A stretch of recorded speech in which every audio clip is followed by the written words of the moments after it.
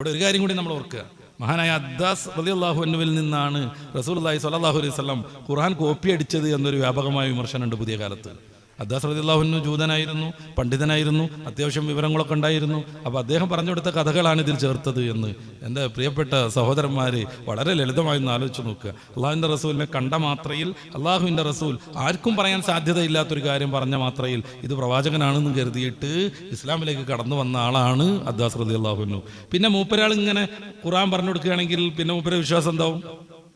മൂപ്പരാൾ തന്നെയാണ് ഖുർആൻ പറഞ്ഞു കൊടുക്കണതെങ്കിൽ എന്തെങ്കിലും കാര്യമുണ്ടോ മൂപ്പർക്ക്?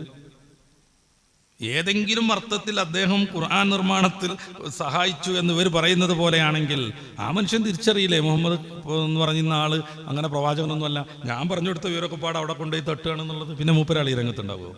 സമാനമാണ് വറഖത്ത് ബിൻ നൗഫൽ റളിയല്ലാഹു അൻഹുവിനെ കുറിച്ചുള്ള കഥയും. ആകെ പ്രവാചകത്വത്തിന് ശേഷം 2 പ്രാവശ്യം വറക്കയും അള്ളാഹുവിൻ്റെ റസൂലും കണ്ടിട്ടുള്ളൂ. ഒന്ന് ഖദീജ ബീവി ആ പ്രവാചകത്വം ലഭ്യമായതിൻ്റെ 1-ാം ഘട്ടത്തിൻ്റെ വിഭ്രാന്തിയിൽ അള്ളാഹുവിൻ്റെ റസൂൽ ഒരു പനിച്ചു വന്നപ്പോൾ വറക്കയുടെ അടുത്ത് കൊണ്ടുപോകുന്നത്. ആ സമയത്ത് വറഖത്ത് ബിൻ നൗഫൽ എന്താ പറയുന്നത്? ഇത് മൂസാ അലൈഹി സ്വലാത്തു വസ്സലാമിന് വന്ന അതേ ദൈവദൂതനാണ്, നാമൂസാണ്, അങ്ങ് പ്രവാചകരാണ്. ഇങ്ങനെയാണ് എല്ലാ പ്രവാചകന്മാരുടെയും തുടക്കം. അതുകൊണ്ട് അങ്ങയെ മക്കക്കാർ പുറത്താക്കുന്ന സന്ദർഭത്തിൽ ആരോഗ്യത്തോടുകൂടെ ഞാനുണ്ടെങ്കിൽ അങ്ങയെ പിന്തുണക്കുമായിരുന്നു. നിഷ്കളങ്കമായി അള്ളാഹുവിൻ്റെ റസൂൽ ഒരു കുഞ്ഞിൻ്റെ ലാവണ്യത്തോടുകൂടെ ചോദിക്കുന്നുണ്ട്, അവ മുഖ്രിജുയ്യ, അവരെന്നെ പുറത്താക്കുവോ? കാര്യം റസൂലുള്ളാഹി സ്വല്ലല്ലാഹു അലൈഹി വസല്ലം അവർക്ക് സർവ്വ സ്വീകാര്യനാണ്. അവരുടെ എല്ലാ പ്രശ്നങ്ങൾക്കും പരിഹാരത്തിന് അവസാനമായി അവരെത്തിച്ചേരുന്നത് മുഹമ്മദ് ബിൻ അബ്ദുല്ലാഹിയുടെ അടുത്തേക്കായിരുന്നു. അവരെന്നെ പുറത്താക്കുമെന്ന് ചോദിക്കേണ്ട റസൂൽ തങ്ങൾ.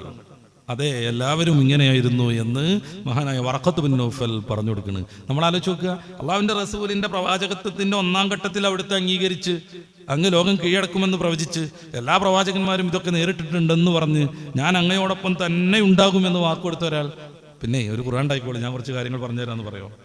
പിന്നെ മൂപ്പരുടെ വിശ്വാസത്തിന് എന്ത് പ്രസക്തിയുള്ളത്? ഖുർആന്റെ അവതീർണത്തിന്റെ 1-ാം ഘട്ടത്തിൽ വറഖത്ത് ബിൻ നൗഫൽ അള്ളാഹുവിന്റെ റസൂലിന്റെ പ്രവാചകത്വത്തിന്റെ ആധികാരികത ഉറപ്പിച്ചു പറയുന്നത് ചരിത്രം.